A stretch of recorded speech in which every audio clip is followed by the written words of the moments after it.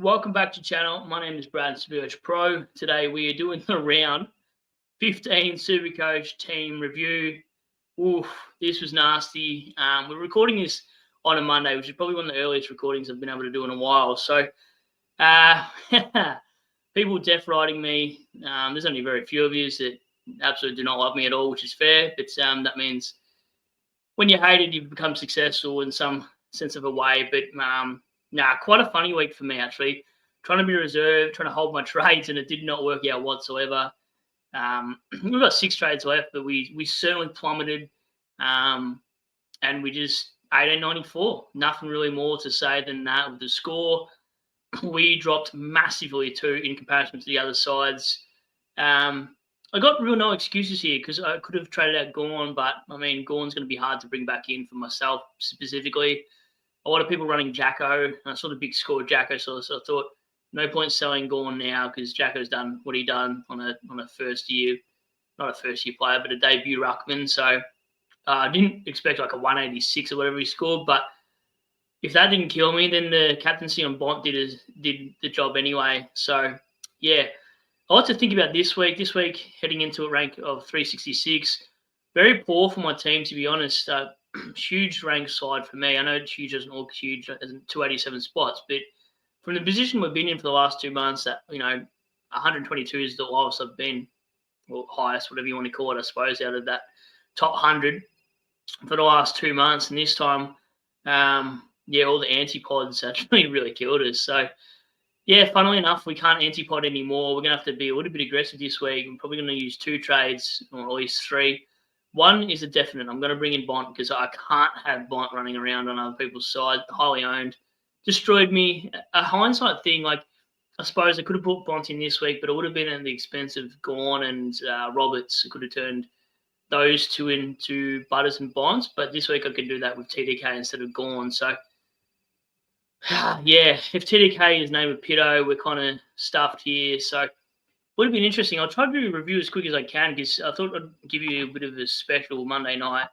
And yeah, let us know your rank now, and if you've caught up to me, if you've overtaken me, how your week's going. Because it's not about me; it's also about you guys in the comments as well. Because you guys actually keep me going for the live streams and stuff like that. I really do enjoy that more than a team review, especially this week. But we still got to face some music. Like, you got to pull around. You still show up, and I'm actually doing this earlier than the videos where I've actually scored massively and gone nuts. So kind of the opposite. But yeah, Sinclair 65, a bit of an anomaly game for him. Shocking effort for Supercoach, but you probably don't expect a 65 floor for a Sinclair, but perfect if you want to buy him in the next couple of weeks if you've got trades to do. So Clark 119, yeah, very good option here. I'll probably pick him next year potentially, but Luke Ryan's on fire at the moment. Bailey Dale 83, spent a lot of time on the bench, but probably needs to spend time on the bench and the gym as well, actually. 83, pretty disappointing. Apparently there's rumored to be laid out, and maybe there's a little bit to that. Maybe he was carrying something potentially to be that long on the bench for that period of time. Sometimes these players, though, are stuck on the bench because it's on the other side of the wing and there's no stoppage on the wing that they actually need it to be when the player's bench sort of sits. So I don't know what to read into that. Zorko 105. Yeah, really cheap price if you want to go there. Coleman's not back for a little bit, so yeah, very cheap actually, 510. And then Roberts held his own, 95 average. He's going this week anyway. Here's my weakest link. And Mills was the oversight. A lot of people went McKercher instead. And it looks like Mills is probably that guy. Just Supercoach scoring history. But hindsight's not even the thing about this pick either. Didn't have too much to debate in a chat with this, but I just said Mills is a good pick. I don't think it's a hindsight matter. Like, yeah, he played Tiggs, scored well. The week before, he scored a 60 in a low time on ground. So Mills' role sort of, he plays down back, takes kickouts, intercepts a little bit, plays almost as a +1 sometimes it seems. And I'm not a huge Sydney, watcher, but that's just how it feels watching Mills. He just sets up in the right spot and plays a little bit of wing, a little bit halfback. From the eye test, I'd have to look at the heat map, but just when I'm watching it specifically, it's where it seems to be plopping into the right spots and just, yeah, a really good pick actually for 395. Yeah, Clark and Johnson probably on the chopping blocks this week, depending on which way I want to go about it for McCarthy. Leaks the the loop when we come out of the buys. And then Ed Richards, I'm good at picking captain this year. Like if you scroll down, you look at my side, I'm pretty sure he's the highest player. And I've been captaining well, barring round 4 or 5 when I captained Finney for a 72, which was like a 140 in total. But other than that, my VC and C has been pretty solid. I rolled the die, didn't take a 103 considering Jackson went nuts. 120 for Ed Richards. It's the best I could come up with. I've been doing the right trades week in, week out, and I thought I didn't want to have 3 trades coming out of this week and sitting on my hand for the rest of the season until injury. So I kind of didn't expect to go down and also score under 900. My projection was around that 2-1 going into the week, and hence why on those after dark streams we don't really talk about projections, because I was not projected to go 900. So if I was, I probably would have made some moves, to be completely honest. And then, Andy just couldn't get amongst it. Sarong was just kicking the ball instead and sort of, feasting it to Darcy and players like that. Sorry, not Darcy. I've forgotten his name anyway. The key forward there. I've gone completely blank because I've got to go to work soon. So, yeah, annoying for Brayshaw owners, but I bought him in round 5. So it's been pretty good since then, and now Sarong's on the back foot. Hopefully they start tagging Sarong instead, but it's Supercoach. It's whatever. Hewitt 109, my pod difference to Butters. They flipped reverse. I mean, Butters 1 week went 101, and Hewitt that week went 127, and now they've gone the opposite. I think Hewitt's still 6 points in front. But it doesn't matter because Butters we sort of want to bring in as well. Cherry 95, he's all right as an M8, but then I've got Merritt also dragging the train there. And then she's a 103, pretty good in the role for what it is. The DPB is handy as well. Rosie's actually really disappointing some weeks. I can't get a gauge on him. He's either 80 or 120, hence why he's sitting at a flat 104.8. It's not even a flat, to be fair. And then Gawwwwwn 125, unsung hero. We bought him for 429k, something like that, about a month ago. And he's better than the man over here, Merritt, which I wouldn't be trading in if I'm a non-owner of Merritt. The role is just putrid, even though his CBAs are up. Bench is bench. Cherry. I didn't VC him or captain him because the double team didn't seem to be what I'd want to go with when I'm looking at a ruck captaincy. DeConning played a lot forward. We're talking on SC Masters on his potty just before that. I think he mentioned that DeConning had something like 40% CBAs for the ruck and playing a lot forward. And useless as a forward, to be fair. And Carlton, I honestly hope for your sake, Blues supporters, that Voss gets sacked at some point before the end of the season because he's useless. Anyway. And then, Bailey Smith. I don't know if he's carrying something, but certainly didn't look like the Bailey Smith or Bailey Sniff from a couple of weeks ago. Maybe he needs to become a snowman again to score better. But 85 from a guy that we picked up at 380-something grand at the start of the year, whatever he was, is fine. He gets the bye, gets some rest, and hopefully he, starts giving you good scores again. He's very highly owned. Petrarca, Rankin, and Gawn all not playing this week certainly hurt me. Probably Gawn more than anybody else. Petrarca, Rankin's whatever. Maybe would have got a couple of 60s out of my scores or whatever was going on. But it was actually the ceiling guys that killed me this week. Your Jacksons, your Messiah Wangleans. Those highly owned guys like Dacos as well that I don't have. So all the anti-pods decides to really, really burn me off the track.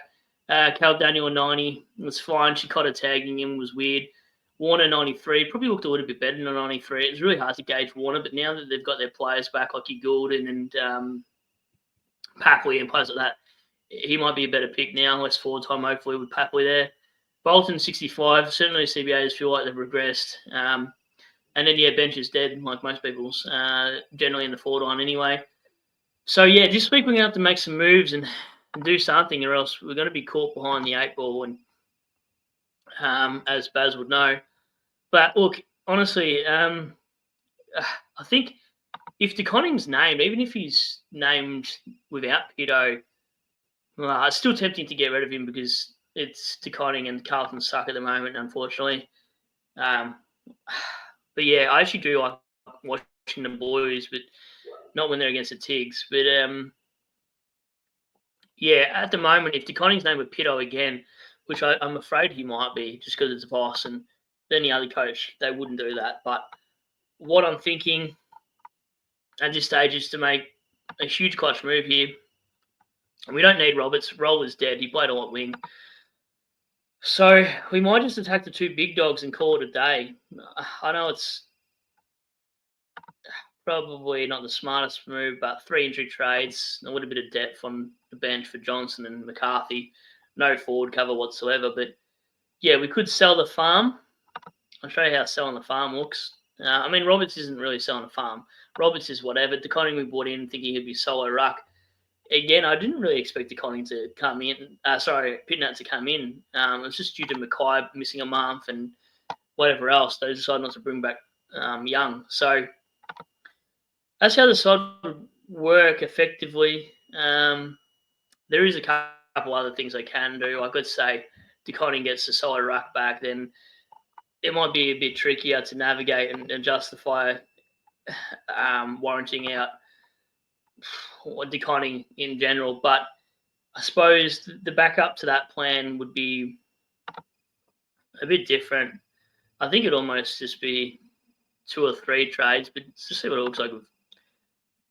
Look, I don't think I could do 3 trades. I've got a disgusting plan that I probably don't want to talk about that you guys are going to go nuts about that I mentioned on SC Masters, and I think you thought I was taking the mick out of this one, but the suggestion in my head, look, I got laughed a little bit at when old mate was 350k, but Pinsky at 350k, he went nuts. So I wouldn't mind having a crack, but 250 doesn't allow me to. So there's nothing I really want out of this sort of move. So in my thought process here, it just to be doing 2 trades. It wouldn't be necessary to actually do 3 for this, because I'm pretty sure with Roberts and Clark, I still have 30k and I've got Bont in the side, and it means let's just do that for trade's sake, and then we've got to get ready for work and get out of here. And this will be coming out at like 6 p.m. So I'll be in the comments watching this to see what you guys are saying, and hopefully you guys had a good week. So we'll optimize that so you get a bit more of a look. I'll go through a couple of players. I think it's a good week to VC a Dacos, captain a Dawson, VC a Butters, a Grundy if you got him, share against Meek potentially. Anyone against Richmond would dominate, to be fair. So the side would look like, this is actually interesting.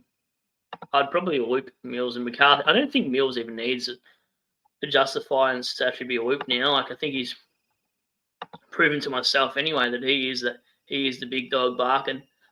I think Mills is him. So this is how it look. If I just did the 2 trades and go down to 4, I could piff off a Merritt. I don't know if I'd have enough money to do anything amazing. Merritt's probably the next weakest week, or potentially Bolton. So I haven't really thought this through a lot, and 3 trades that worries me a little bit. But you could go Bolton to Darcy would be the play. You think, or you could upgrade Merritt. Sam Darcy would be the pick I went with, or if I thought Merritt was done and dusted, and this is the Neil trade for everybody else as well, playing at home. Check out my live last night too. I went on for a little bit, got a little bit of flack from 1 or 2 weirdos in the comments, which you do at some point if you're Supercoach YouTube career. Well, it's not a career actually; it's just a hobby. So I do this for fun. I don't really do this for any other reason bar that. But yeah, so what would we do? I suppose, yuck. I don't really feel the need to go any of these other guys unless there's DPP and I could get the NASCAR. The NASCAR would actually go all right. I'm not priced out of him. Yeah, I'm priced out of NASCAR. It's really disappointing. It's like failing PE. You wouldn't want to fail PE.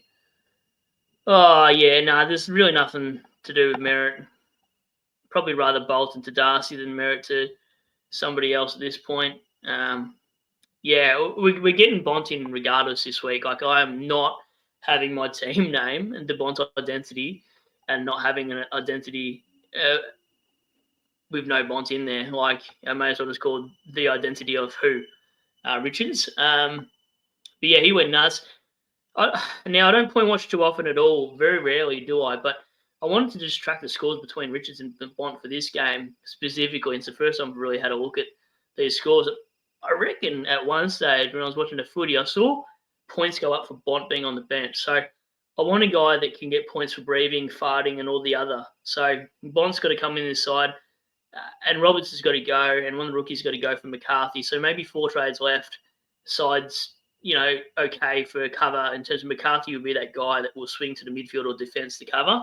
Just really worried about my forward line, but surely on a laid out, the Conning takes that laid out score, and Bob's your uncle. So that is the side. Look, if you've got any trade suggestions, I actually probably would have a crack and play with it if you got other ideas for me. I'm not reluctant to say no just because I don't really know yet, but I've been loving the support from everybody, and when I do get a couple trolls, it's nice to see the comments get on board and have your back and love what you're doing regardless and showing up no matter what, and got a lot of time for you guys and you got the same for me. So again, having a solid year, we might come back to the pack a little bit potentially, but I'm here for the ride anyway. You guys are here. I haven't given up in that sense, though. I don't think I've checked out and given up, or I'm going to stop doing streaming just because I had one bad week, because I've had it's my 3rd bad week, maybe my 4th. But yeah, I guess the general idea is here, even over the years that I've been mediocre in Supercoach, and you've watched me for a few years or you just jumped on this year, we've still showed up regardless. And I think more for the fact that my pride could not do these videos, and I do love them as a hobby. So again, thanks for watching again. We'll do a stream the next couple of nights for sure. I'll try to make sure you guys aren't waiting an hour and a half in the comments waiting for it, because I didn't realise how much support I actually had the other night, and you guys were actually properly hanging out. So thanks for watching. Give us a like before you leave, because that actually goes a long way to the channel. And look, again, sub if you're not already subbed, because there's like 50% that aren't subbed and still watching my videos, which is kind of wild and crazy to me. Chuck your trade plans in there. I know I've been a little bit short when I do get some of the answers. Sometimes the team names, when you do look them up, it's better to get a screenshot of the whole site on Twitter. So Supercoach Pro 91 where you'll find me. Again, thanks for watching. I've really got to go to work. I've got to get out or else I might get fired, which wouldn't be the worst thing in the world, would it? Anyway, cheers for watching. Peace out. Thanks, guys. Cheers.